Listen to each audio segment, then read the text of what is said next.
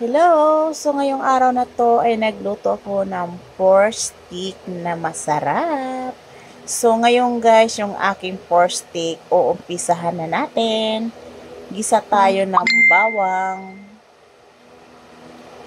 Next, sibuyas. Ayan. So mag-a-add tayo ng butter para mas masarap at malasa. Next, ilalagay na natin yung baboy. Ayan. So guys, ang aking baboy ay minarinate ko na po siya ng 1 oras. So minarinate ko siya sa tuyo, kalamansi. Ayan, nilagyan ko ng paminta, bitchin, powder garlic. Nilagyan ko na siya guys. Ayan. Tapos, nag-add ako dito ng oyster sauce para mas masarap. Ayan siya guys. So, hihintayin na lang natin na lumambot at pagkatapos lambot, ipiprito natin siya para lalong masarap. So guys, ayan, nilagay ko na yung pinagbabara ng aking pork stick. Tapos, pag kumulo ng 20 minutes, lalagayan natin ng tubig. Ayan, nilagyan natin ng tubig at hihintayin natin na lumambot. Ayan siya guys. Please support po my channel, subscribe at mag-like at mag-comment kayo sa session para mabalikan ko po kayo agad. Masipag po ako mag-rest back. Ayan, basta mag-comment lang kayo at saka naglalaan ako ng oras para makapag-rest back sa mga nagsusubscribe sa akin. Ayan. So guys, tikman natin. Ayan. Para malaman natin kung okay na ang lasa. Ayan. Ihintayin lang natin na lumambot guys. Ayan.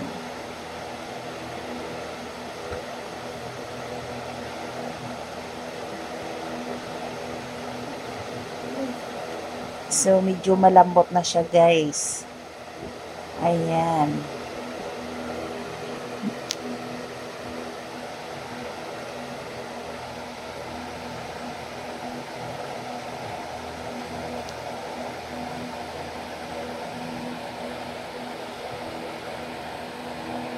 Antay-antay lang ng konti at saka ipiprito na natin. So, ayan.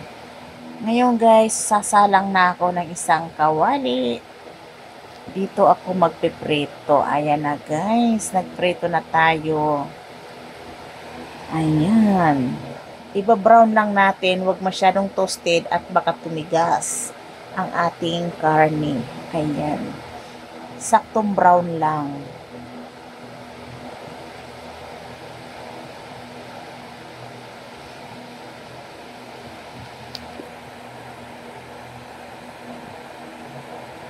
Ayan, sa mga may FB Reels dyan, please support my FB Reels, Rosua Aransado, ang aking Facebook page. Ayan, please follow, like na din po.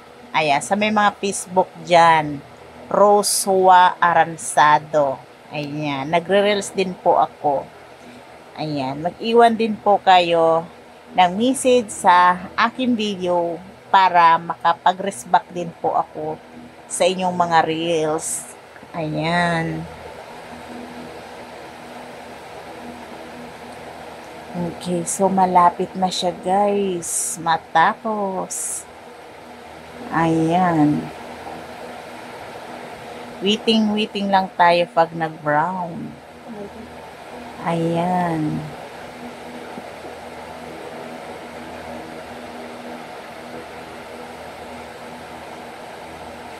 So, ayan, luto na siya guys. Nag-brown na siya.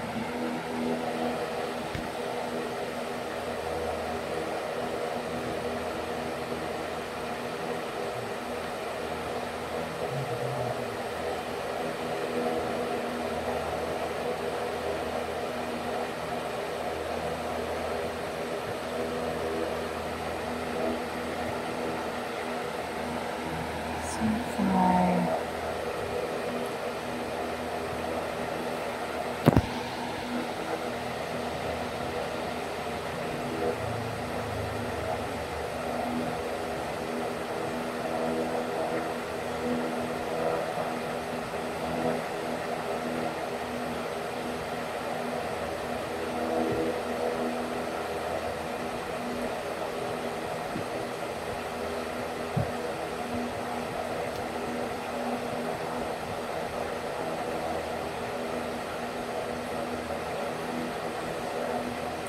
Ayan guys, ibabalik natin sa kanyang sariling sauce.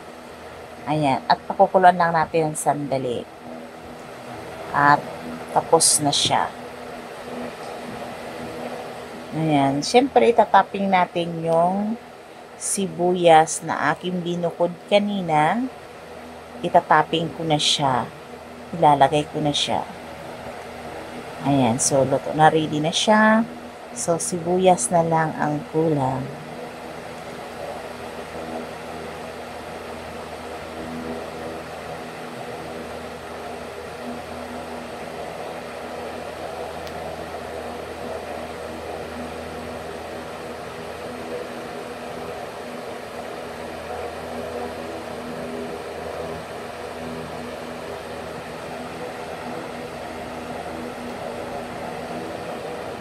Ayan na guys. So, luto na. Ready to eat na din po. Kain tayo. Ayan. Thank you sa lahat na sumuporta sa akin. Ayan. Bye-bye.